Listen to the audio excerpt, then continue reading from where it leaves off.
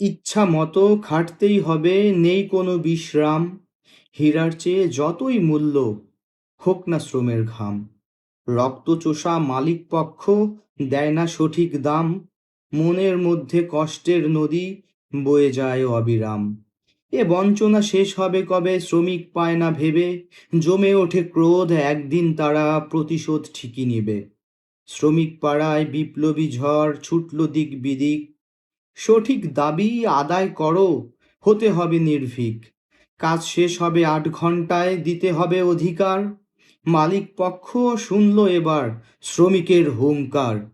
মালিক পক্ষ মানতে নারাজ, ঝাঁকে ঝাঁকে গুলি ছোড়ে।